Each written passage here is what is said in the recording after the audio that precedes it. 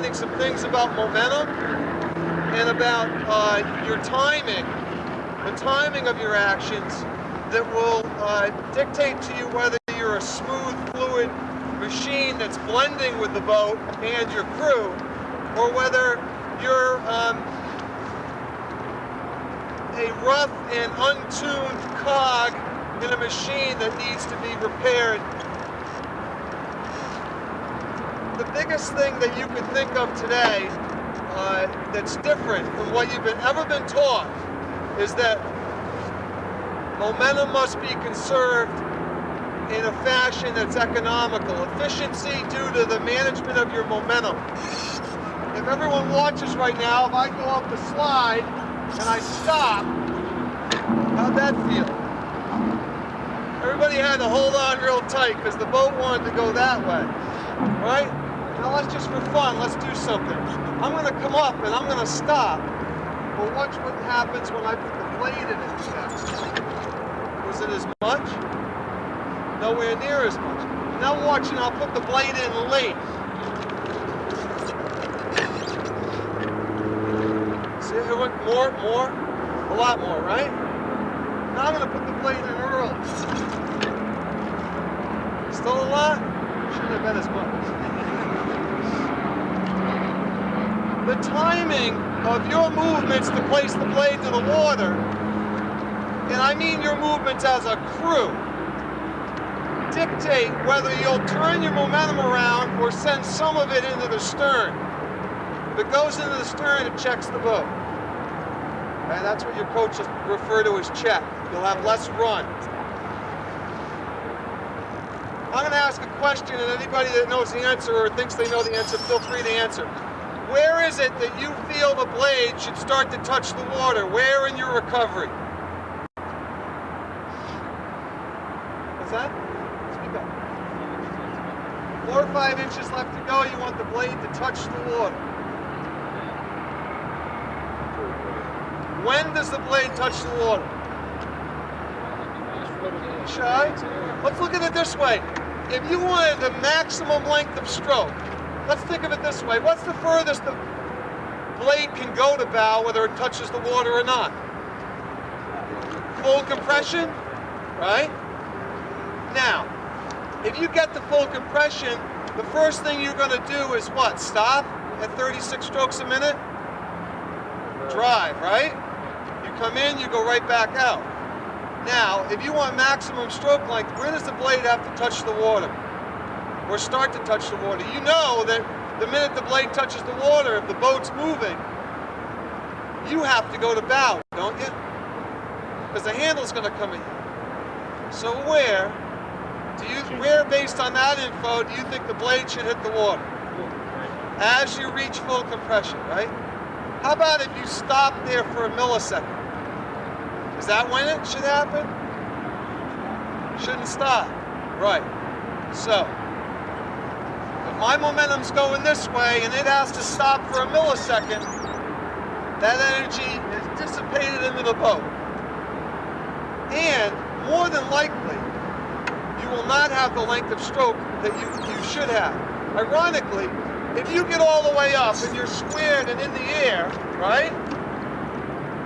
You will never have the potential at 36 strokes a minute to get a full stroke. Because the blade will be there, you'll be going to bow, and it'll be going in. Right? So what I refer to in the handout is the catching phase of the stroke. It is the moment the blade goes from square to in to loaded. Okay? Now, if you're a perfectionist, to what amount of drive are you going to use to get the blade from when it touches the water at full compression to load it up? 0? If you're the best in the world, you'll use a quarter of your leg drive. Think about it now. The minute it touches the water, I have to go to bow. So while it's still going in, I'm going to bow. If you're the best in the world, you use a quarter of your leg drive, no less, just to get the blade so that it is now holding a pool of water bent and now making the boat go. You give up a quarter of your leg drive if you're the best in the world just to get locked on. Now what happens if you start to drive the bow but you didn't get the blade to touch the water? You're already late from the get-go. Most people don't realize it, but a rode-in blade, you won't be locked on to almost half slide. Yet you'll feel like you're working. Now the negative of that is that because you didn't get locked on early enough, you didn't get the boat moving. So by the time you do get locked on, say half slide, 2/3 slide remaining, the boat's slower. For every moment that you don't get locked on, the boat is still slowing down. So the efficiency on your front end, the ability for you to square, present the blade to the water, and connect the blade to the water, load it, and then move the boat is everything. In an 8, I'll give you an example, an 8 of equal ergs in size, in spirit, mentally, lined up, the crew with a bad catch could row harder than the crew with a good catch. The crew with a good catch could win by 2 lengths. 2 lengths. And I'll show you how subtle that is. That's the difference between a catch that looks like this and a catch that looks like this. Can anyone tell the difference? Even though I said there was some? If your blade is so much as that much off the water, when you start to go to bow, you've missed, that's two lengths in a race right there. If you do that, that's no less than 2 lengths. From someone whose blade at full compression is touching the water. 2 lengths. Without rowing any different effort-wise. Or cadence.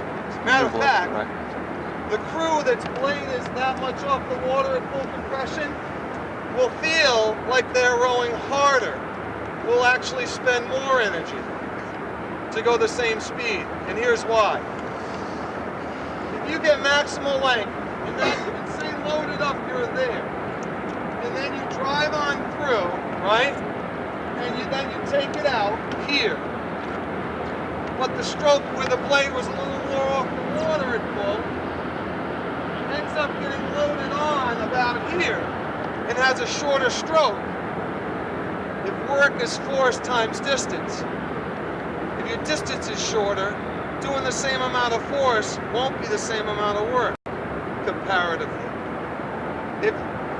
If you shorten your stroke length because of an inefficient catch, you have to do more, you have to drive harder to get the same amount of work done. Really, it's simple physics.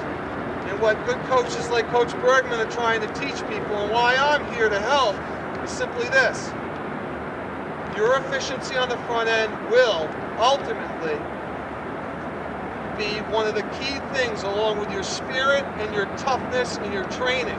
The key things in winning a race next year. Without efficiency on the front end, you might as well not put hands on the boat.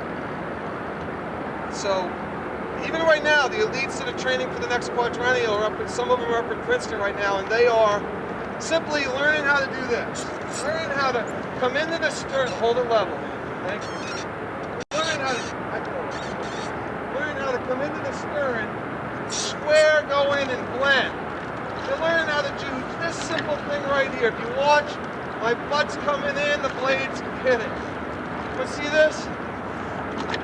That was late. It should be, my butt's coming in, the blade's hitting. My butt's coming in, the blade's hitting. Butt's in, the blade's hitting. Now what has to be done in order for that to happen? In order for me to continue up the last 2 rolls of track and lift my outside arm, what has to happen? What has to be already done? Square up, very good. What else? What? Well, that has to be done too. We have to have our upper body has to be finished. The last thing coming into the stern, from half slide on, the only thing going into the stern is what? Seat. Seat, right. And what's compressing while that happens?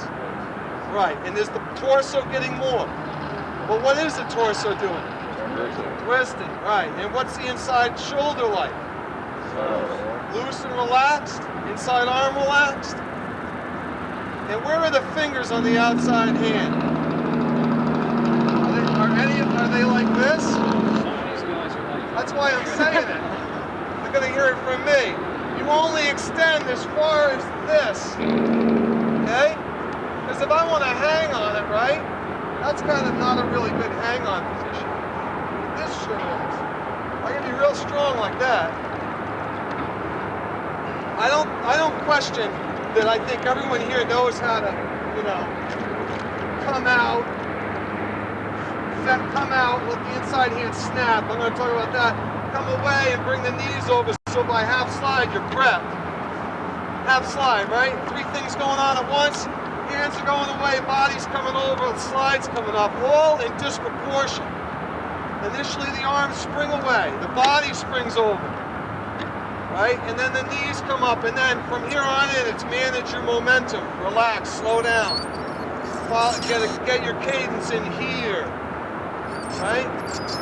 And in that, prepping the blade. What's the other thing? If I want the blade to hit the water, when I reach full compression and I've started lifting it, what else has to happen besides square blade? It's one very important thing. Think about it this way. Say the target's the end of boathouse row and I'm in a plane. Now the square blade is I open the bay doors because I'm going to drop a ball out of this plane.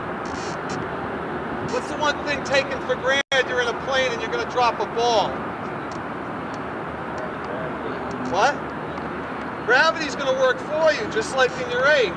But first off, now you already know that you're going to have to let go of that ball before you get to the target, right?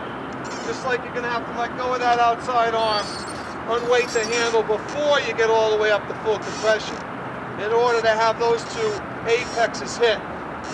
Blade to bow, body going in. Body goes in, blade hits, body comes out. What's the one other thing that you're taking for granted, though, that a lot of people don't? It's something to do with preparation. Blade's got to be off the water.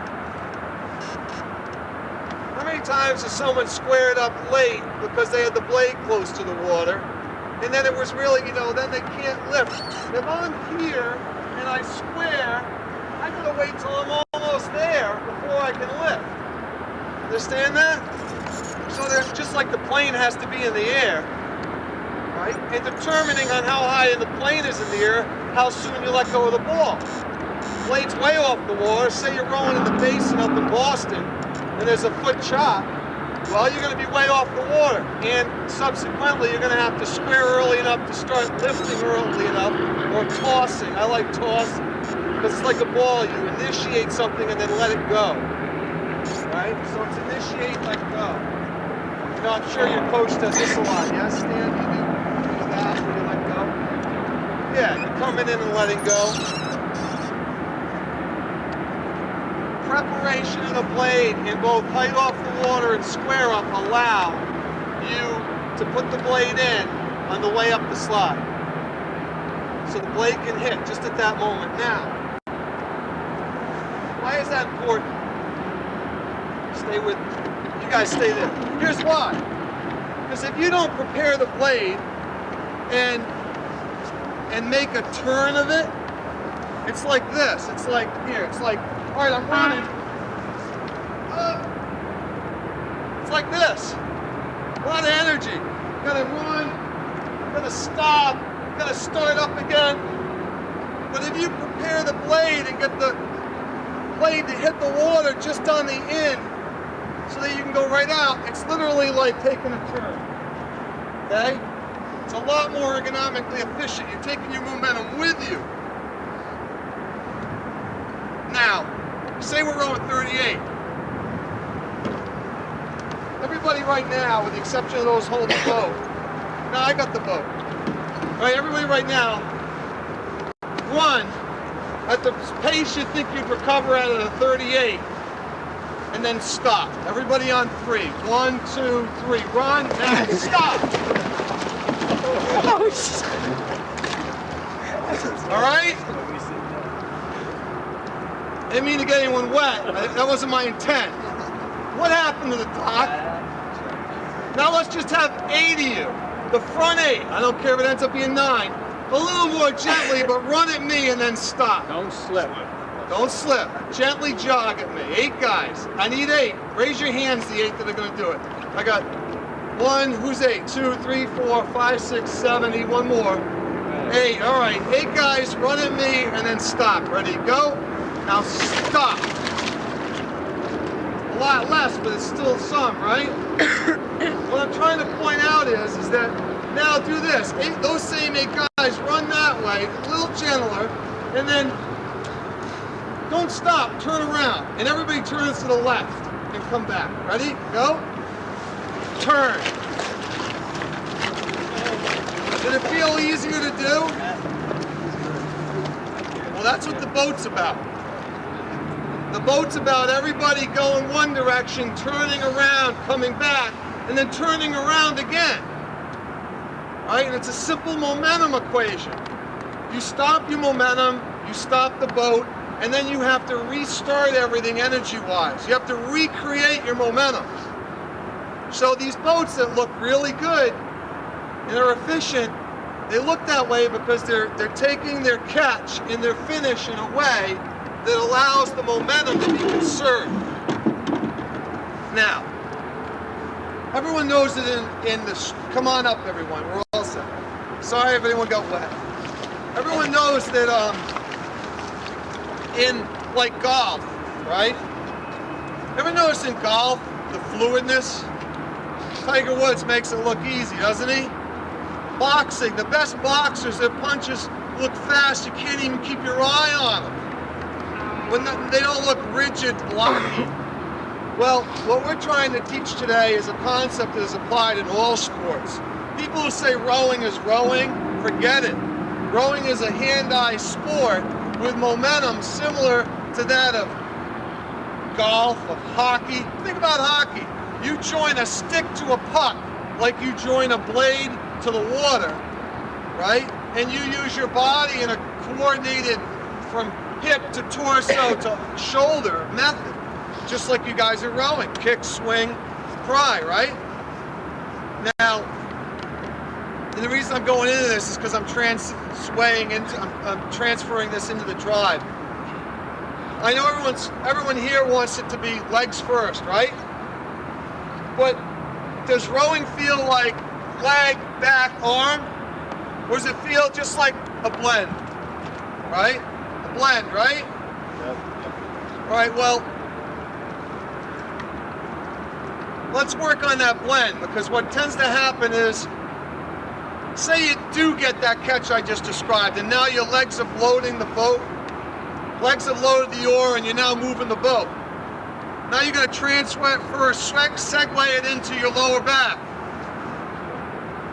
So you're kicking it around maybe half, half, 2/3 slide. You start to do the lean back, right? Here's where things get screwed up. It's this third part, the upper back, which people think of the arms. How many people feel like it's arms? The finish is arms. You feel like it's arms, right? Anyone else? Jack does too, right? How many people feel like it's a heavy arm and then you get out? What it should be is just that. That. Your arm's already broken. You did that to absorb some of the slip with the handle coming at you on the front end. It firmed up as you were pressing the leg away. And then you loaded, and now you're prying. Then you got to do one more thing. You got to keep it on a little longer and then get out. This is to keep it on. This. It's your back. A bench pull is not a pull. It's that. It's the wings of your back doing this, opening up, sending your humerus to bow and outward. And then the elbow and sweep stays up, and the outside hand diverts the handle down. And notice I said divert. It's not push down. It is. It's push down, but I wanted you to think divert and redirect, because it's like this momentous thing again. the handle stops. Now imagine, you got all this acceleration, the boat's getting faster, your body's getting faster in proportion to the boat. The handle speed at the